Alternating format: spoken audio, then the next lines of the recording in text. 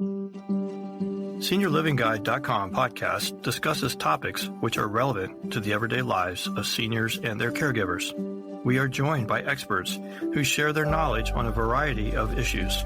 SeniorLivingGuide.com podcast offers solutions and resources to create the best quality of life as we age. And now, let's welcome your host, Darlene Mahoney. Does the idea of searching for senior housing solutions seem overwhelming and you aren't even sure where to begin?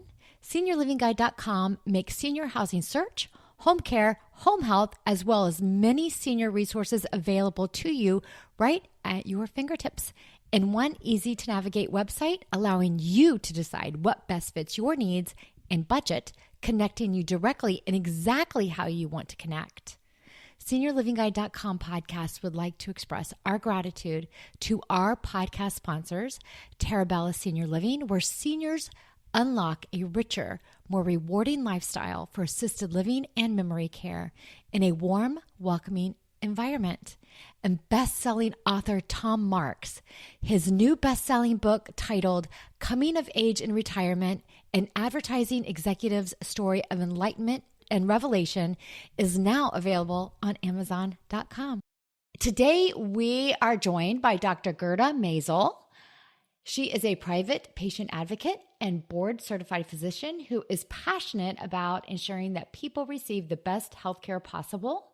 She is dedicated to her work, her clients, and helping people have better experiences with the healthcare system, which we all absolutely need. And she has recently been doing a lot of work with education on solo aging. She writes a monthly essay sharing stories and offering tips on getting through our healthcare system. You can subscribe to her monthly free essay. It's called The Fog Light. It's on Substack.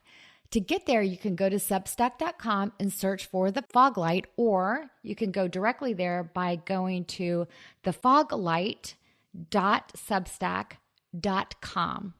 Thank you so much for joining us today, Dr. Maissel. My pleasure. Thank you for having me. Absolutely. So I reached out to you to have you join the podcast because a subject we've never discussed on this podcast really tug at me.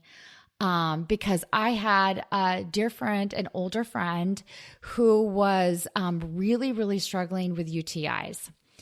And I know that in my life experience, I've always heard, in this job and just seniors in general, it's been kind of a passing conversation. Oh, UTIs, make sure if you're having memory issues, that it's not a UTI because that could be a contributor. And then that's really where it stopped, like dead stop, period. But with my friend, it was a huge conversation. She wasn't having memory issues, but she was in a lot of pain. It was reoccurring. And then she just shared a lot with me as far as the difficulties with older adults and UTIs and why they are so problematic. So I thought, this is a big deal and we need to talk about it. Excellent. Yes. So what is a UTI? Especially what's the difference between a UTI and a 20 and 30-year-old where, maybe they just drink some cranberry juice and call it a day, and then an older adult who has a UTI? Well, so a UTI stands for urinary tract infection, and it usually means an infection in the bladder, and it is typically a bacteria that is, I call it, set up shop. Urine starts out sterile, but if bacteria get in there, it's a great place for them to have a party. They grow, they multiply, and then they make you sick. Yeah. So how does that bacteria get in there? Because I know that it can come from a couple different places, but like in an older adult, how does that how does that get in there? Well, it generally climbs its way up. It crawls up on in, so to speak. So in other words, okay, women who have the tube that goes between your bladder and the outside is your urethra. So people get the terms confused. The tubes that go up to your kidneys are the ureters. So we're talking about the urethra specifically. In women, it's really short. There's not a lot of distance between the outside and the inside. In men, it's a little bit longer, but it's not like it's a foot long. It's still just a couple of inches long. And so bacteria that are on the outside can easily go up the urethra into the bladder.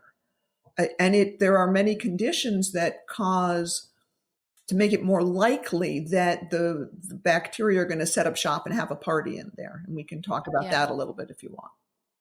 So is it more common for women to get UTIs Yes. than it is men? Many more women, especially when they're younger, women get UTIs far more often than men. As we get older, we see more men experiencing their first UTIs. Okay. So are there preventatives if you're older and you don't typically get UTIs, but you listen to this podcast and think, you know what, maybe I should do some preventative measures? Is there like maybe a specific cloth after you use the restroom that's maybe an antibacterial cloth or anything like that that would be more preventative? Well, it's a great question. And it's something that everybody who's experienced a UTI wants to not have one again. And some people get them over and over again. And as you mentioned, older people are far more likely to get a UTI. There's quite a few reasons why older people are more likely to get a UTI. And I'll talk about that, and then we can talk about prevention. When you're older, your immune system is not as robust. Your immune system doesn't fight off the bacteria as well.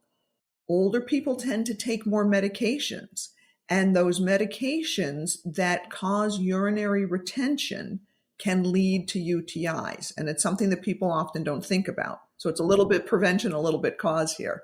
So a common medicine that causes some urinary retention is Benadryl. Sleeping pills can cause urinary retention. Anything, the medical term is anticholinergic.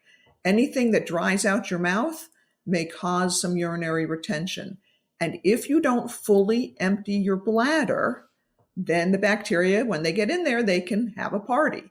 If your bladder is empty, there's not urine in there for them to multiply in, then you're less likely to have a UTI. And as you get older, not only do you have these meds, but you also get situations like men have big prostates. If you're born with a prostate, it's going to keep growing unless you have it out over the many, many years. And as people get into their 70s, 80s, 90s, that prostate gets bigger and bigger, and that can block the outflow of urine. Can't pee completely. You get urinary retention. Bacteria get in there. UTI. Oh, wow. Okay. So are there some medications that maybe some people can take as an alternative to the medications that encourage a UTI? Well, so yes and no. There are medications that people, when we talk about people take sleeping pills, well, there's that's a whole other conversation as to how to avoid taking a sleeping pill or how to avoid taking an antihistamine like Benadryl. Some of the newer antihistamines cause less urinary retention.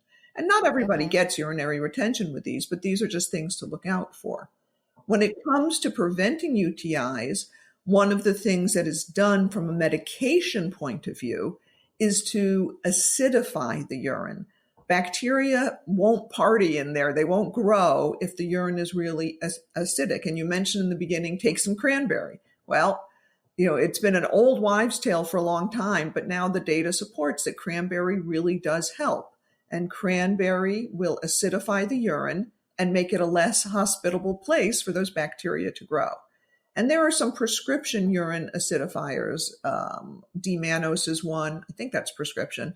Vitamin C, some people use. There are different things that doctors will use to help that urine be more acidic and less hospitable. Yeah. So if you are an older person and you do have concerns about, you don't want to get a UTI, because UTIs are very painful and they're very difficult to get rid of. They can be very difficult to get rid of. So is it preventative if you were to integrate cranberry juice on a daily basis? Would that be a helpful preventative? Yep. A lot of people do that. Cranberry juice is very popular, and you can eat cranberries, you can make cranberry pie. You can do all sorts of things, but all of those things can help. There are other things that can help too. Well, first of all, you should go to the doctor if you haven't gone to the doctor to make sure that you aren't retaining urine.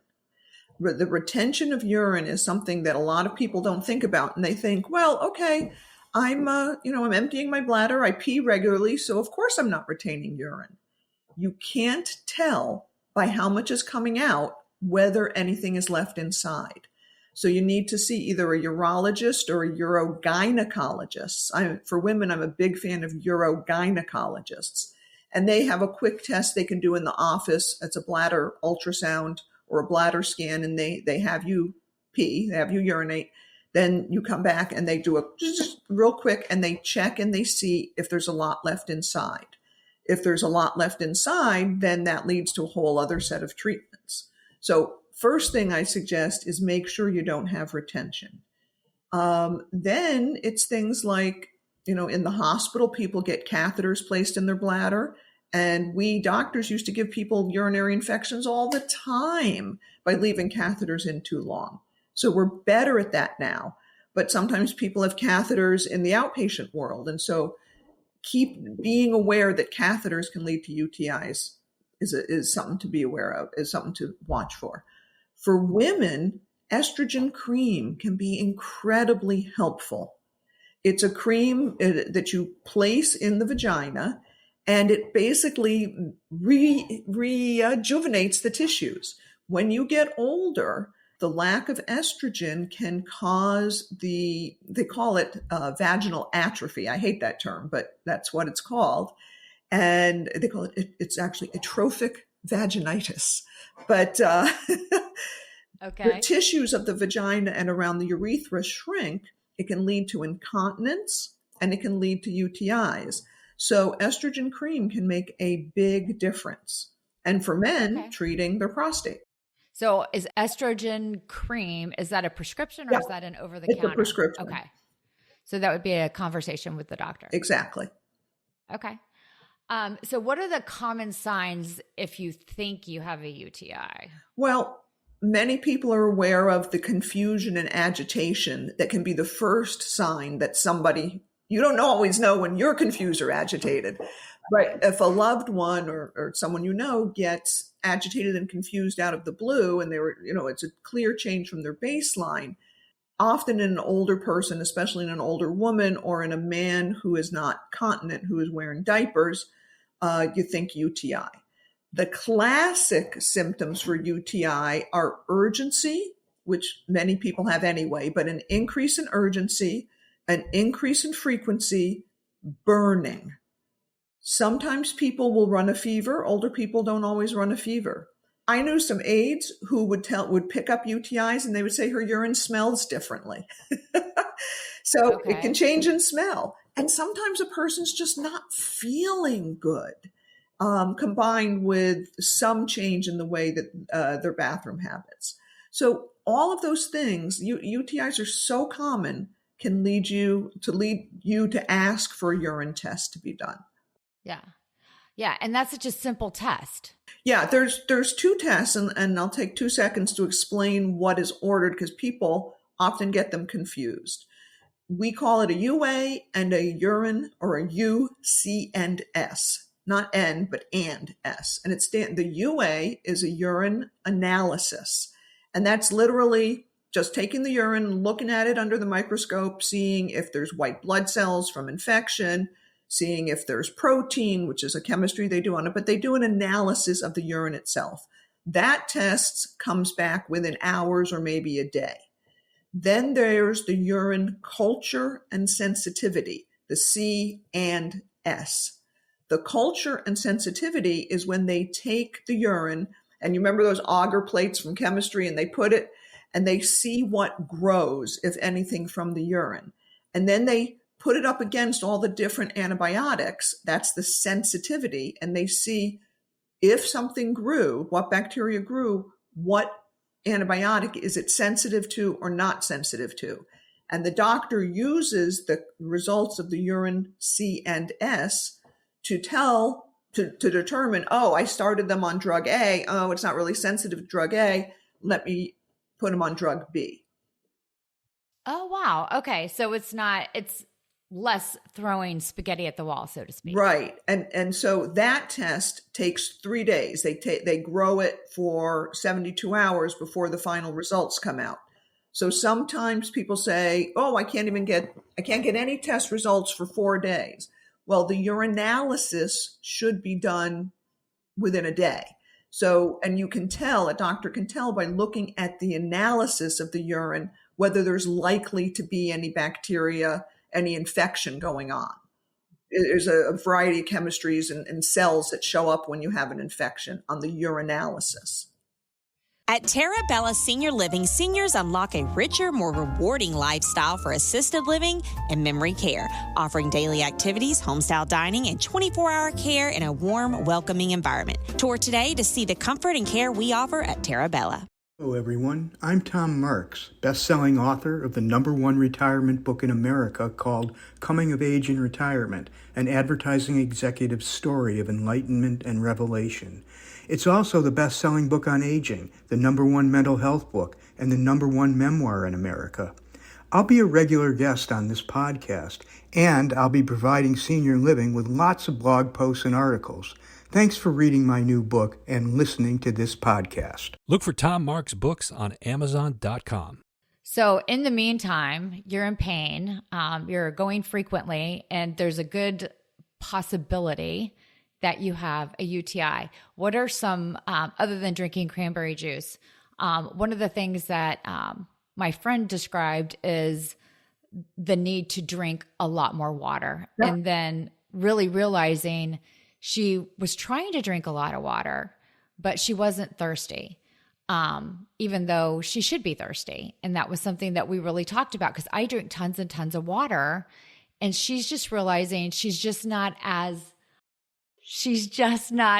thirsty as she once was. Yeah, well, hydration in general really helps with bladder issues. And when we get older, people tend to cut back on what they're drinking because they have some degree of incontinence or urgency. And when they go out, they're afraid of having an accident. So what you're saying is absolutely right. You do want to flush your system out. But if you are infected, you need an antibiotic. And especially when you're older and your body just can't fight off the infection. And so if you think it's likely you have an infection, yes, cranberry juice, drinking a lot of water, all are good things, but go see your doctor because you're going to need an antibiotic. Right, but that's something to put together with the antibiotic, or if you're waiting on your doctor to give you a prescription, that might provide you a jump start to that. Yes, so, agreed. Yeah.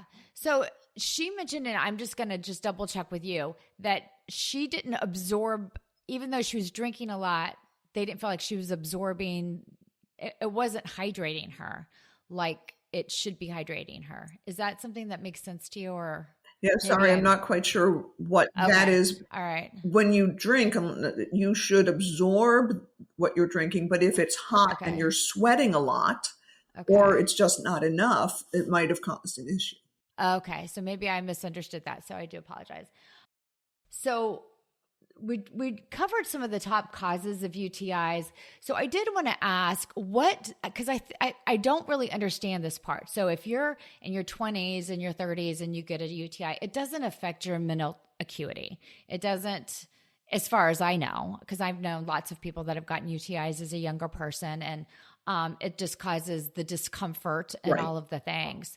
Why does a UTI in an older adult, some of the very first symptoms may manifest itself in what could be like signs of Alzheimer's or dementia? And that's really sometimes like one of the first signs of a UTI is where you suspect maybe someone has some cognitive issues. Well, our brains are just different when we get older. Not every older person with a UTI gets confused or agitated.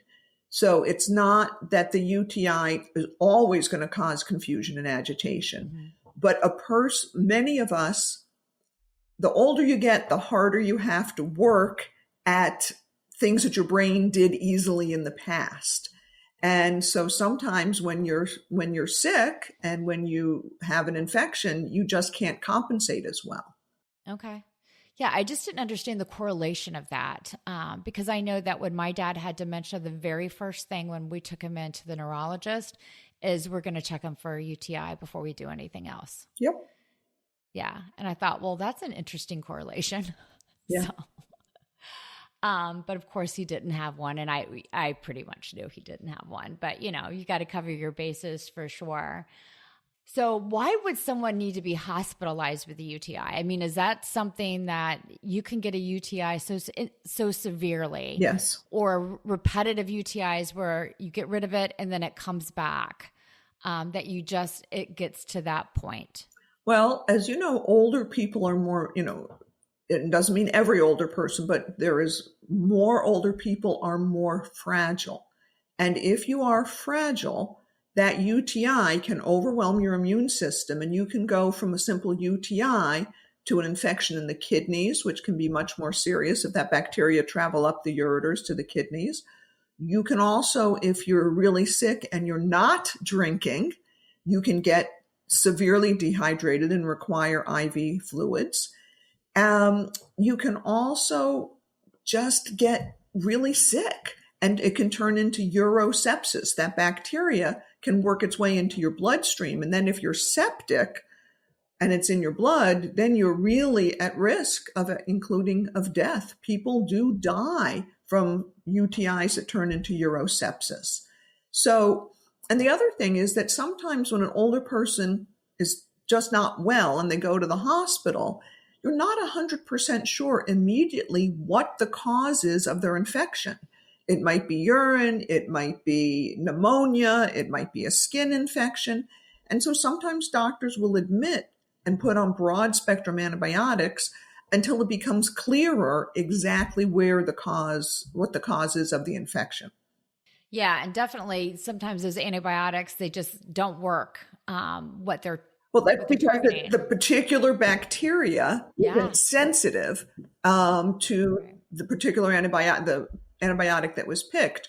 Or maybe they have a mild UTI, but they also have pneumonia. Mm-hmm. It can get complicated. And so because the stakes are high, if somebody were to get a lot sicker, often older people are admitted for safety. Yeah. It's tricky out there. Yes, it is. It can be very, very tricky, especially as you get older, identifying, exactly what's going on in the body, and making sure that you're targeting it. I know that with my mom, she had different things that were going on, and antibiotics would work. They didn't work. She'd go home and she'd be completely fine. They got rid of it, and then she'd have a relapse at home, and then she'd be back in the hospital. Yeah. So yeah, very tricky. And then something would work, and then all of a sudden she was good to go. You just don't even know what's going on. But yeah, so they definitely do their best. So with UTI preventions, we talked a little bit about that in the very beginning. Really, you can do a lifestyle that's helps with that if that's a concern.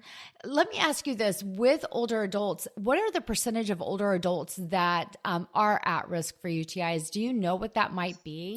I don't want to give you a number that is wrong, but so I'm not going to quote you an exact number, but I can tell you that it's a very high percentage.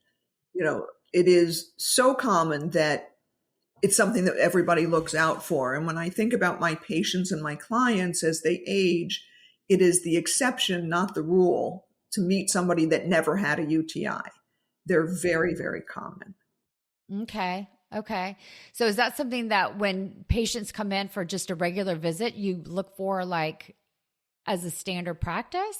Well, so it depends on that's a broad question in the sense it depends on which doctor you're seeing. So some primary care doctors, that's something they pay a lot of attention to. Sometimes they have the urology or the urogynecologist manage it. Sometimes geriatricians pay a lot of attention to it. Sometimes they're more focused on different symptoms. Now I work as a private patient advocate, and part of what I help people know is under their circumstances, which doctors do they bring which questions to? Because what you just asked is really tricky. it is hard to know who you talk to about what and how you ask the question in a way that's going to actually get you the information you want to get to. Yeah. And as we know, you have to advocate for yourself. So, absolutely. As you're seeing potentially multiple doctors, I'm at a time in my life right now, I see one doctor. But we know some of our older folks, they're seeing multiple doctors. But making sure, hey, UTI, it's something I want to like stay on top of. Maybe I get checked once a year or whatever, just to run a quick culture or whatever. If that's something that they want to do, they may have to ask for it. They don't, just so you know, we don't generally do surveillance urinalysis or cultures. Okay. That is good to know. The reason for that is that the bacteria that you have in your body can change over time. Actually, it's one of the reasons why women, as they get older, get more UTIs, because as their bacteria that are hanging out in their vagina change, because the vagina becomes less acidic after menopause. So the good bacteria aren't necessarily there as much.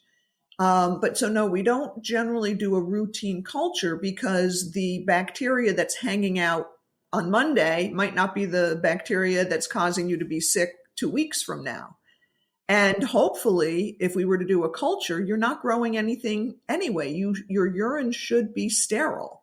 The only time it's going to grow something on a culture and sensitivity is if you have an infection.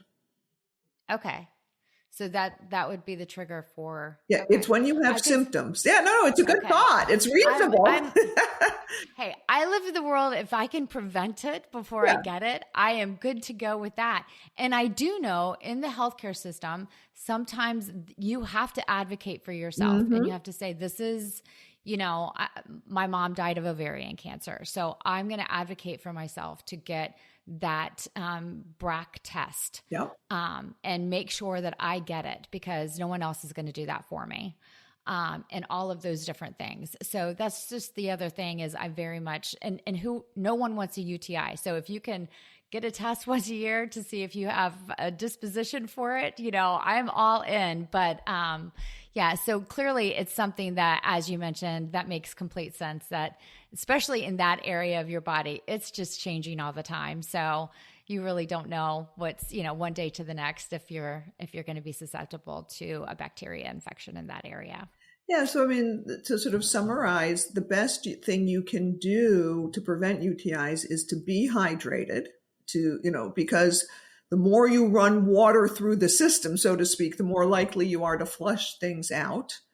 Deal with and prevent urinary retention. So address prostate issues and address, if there is a problem, make sure you're checked for that.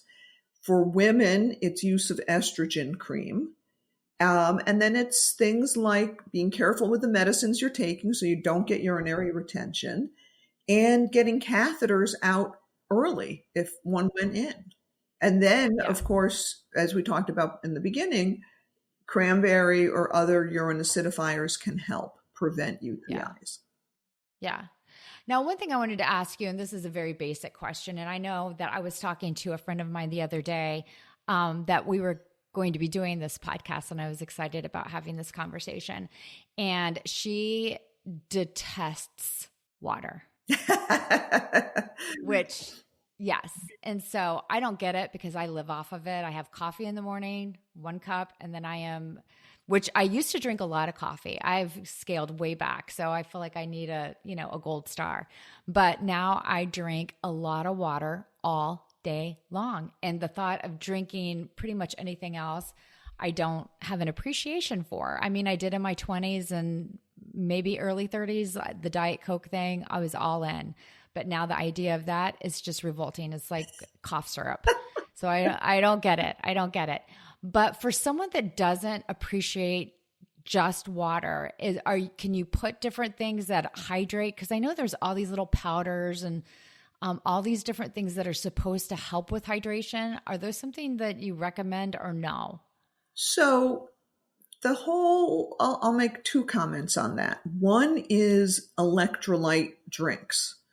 Electrolyte drinks are something that were developed for in the setting of, say, a professional football team that was exercising like crazy, running around, sweating in the heat. Those folks need electrolyte replacements. If you're unlucky enough and you have a lot of diarrhea or some other GI distress, you might need electrolyte replacement. Other than that, medically, you don't need to spend your money on neon-colored electrolyte drinks. You enjoy drinking them, that's up to you. You know, we want the food coloring and the calories, that's up to you. The thing is about drinking, and this is something that is tricky, in that one of the things that really bother women, especially as they age, and it happens to men too, is the symptom of urinary urgency. I gotta go. So, when you gotta go, you gotta go. And it can sometimes result in loss of control, and it often causes people to really cut back. And I mention it because many of the things that we drink actually, as you get older, and I'm talking, can cause the bladder to become irritated. And then people out there get diagnosed with overactive bladder without somebody telling them, it might be what you're eating and drinking that's irritating your bladder. You should give a try to cut back on coffee or tea. Or I had one guy, actually, a client of mine recently, loved lemon water. Sounds like the best thing in the world. And one of the things as we were talking that he had been telling me about was that he doesn't even want to leave the house because he has so much sense that he needs to go. When he goes out, he pees right before he leaves. He goes somewhere, he sits near the bathroom because he's so afraid of losing control of his bladder. Well, as we talked through things, and I realized how much lemon water plus soda he was drinking, when he was able to wean that down, he switched to herbal teas and got rid of the soda and just uses the lemon water now a little bit more dilute and just as a treat. The urgency went away because in his case, he was experiencing a lot of bladder irritation. So that's why I say water, because water won't irritate the bladder. But most of us don't like drinking just plain water. And for anybody that's experiencing urinary urgency, you do have to think about whether the tea, coffee, or acidic beverage you're drinking is actually irritating your bladder, making it less likely you're going to drink, making it more likely you're going to get a UTI. I do think if you start the habit of drinking it, you'll start to really like it. Works for some people. I mean, I really do. Because I was not a water drinker, but now I crave it. So I crave it immediately when I get up in the morning before I even have coffee.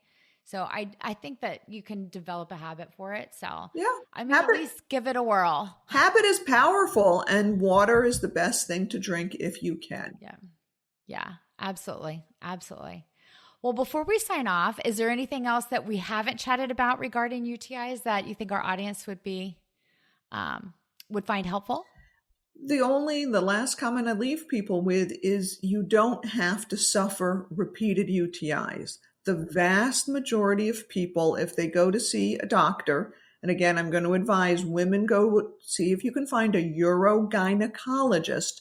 They tend to be a little more comprehensive and more attuned to female problems.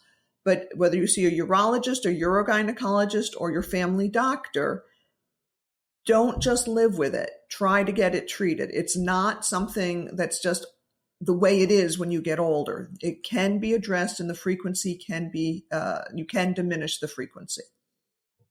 Yeah, no, I love that. I appreciate that.